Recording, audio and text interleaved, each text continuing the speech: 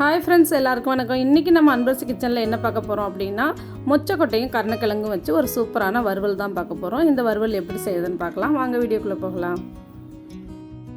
இந்த கருணக்கிழங்கு வறுவல் செய்கிறதுக்கு கருணக்கிழங்கை உப்பும் மஞ்சத்தூளும் போட்டு வேக வச்சு எடுத்துக்கணும். பாருங்கள், இதோ நம்ம வேக வச்சு எடுத்துருக்கோம். அதுக்கப்புறம் ஒரு கடாயில் ஒரு 2லேருந்து 3 ஸ்பூன் அளவுக்கு ஆயில் சேர்த்துக்கலாம். இந்த ஆயில் சூடானதுக்கப்புறம் இந்த வேக வச்சு எடுத்து வச்சுருக்க இந்த கருணக்கிழங்கை அது ஆயிலில் நல்லா வறுத்து எடுத்துக்கலாம். பாருங்கள், நல்லா செவந்து வந்துட்டுருக்கு. இது இன்னும் கொஞ்சம் நல்லா முறுமுறுன்னு வரணும். பாருங்கள், நல்லா கோல்டன் கலரில் முறுமுறுன்னு வந்துருச்சு. இப்போ ஒரு பிளேட்டில் இதை எடுத்து வச்சிடலாம்.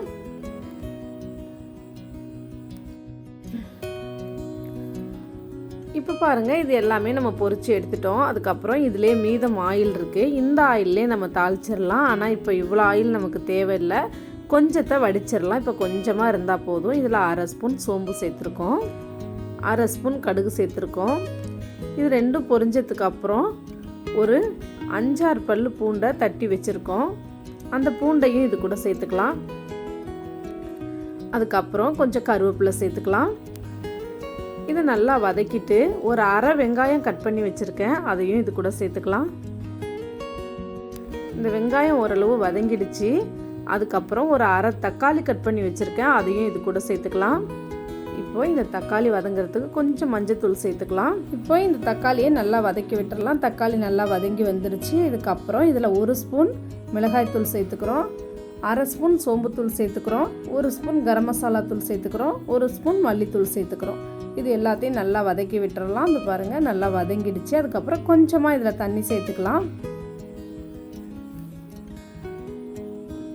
தண்ணி சேர்த்துக்கிட்டு நல்லா இந்த பச்சை வாசனை போகிற அளவு நல்லா வதக்கி விட்டுறலாம்.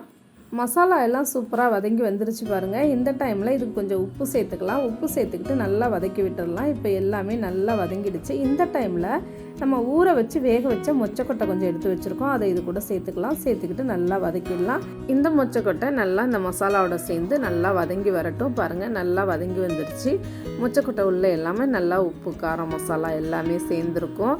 இந்த டைமில் இது கூட 1 ஸ்பூன் குழம்பு மிளகாய்த்தூள் சேர்த்துக்கலாம். குழம்பு மிளகாய்த்தூள் சேர்த்ததுக்கப்புறம் இன்னும் நல்லா வாசனையாக இருக்கும். பாருங்கள், குழம்பு மிளகாய்த்தூள் நல்லா வதங்கிடுச்சு. இப்போ ஏற்கனவே நல்லா முறுமுறுன்னு வறுத்து வச்சுருக்க கருணக்கிழங்கு இது கூட சேர்த்துக்கலாம். சேர்த்துட்டு நல்லா வதக்கி விடலாம். பாருங்கள், நல்லா செவக்க வதக்கிக்கிட்டே இருக்கணும்.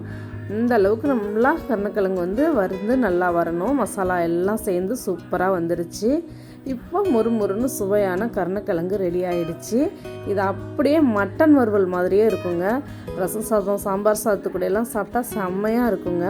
இந்த கருணக்கிழங்கை நீங்கள் செஞ்சு பாருங்கள். உங்களுக்கு இது பிடிச்சிருந்துச்சு அப்படின்னா லைக் பண்ணுங்கள், ஷேர் பண்ணுங்கள். நன்றி, வணக்கம்.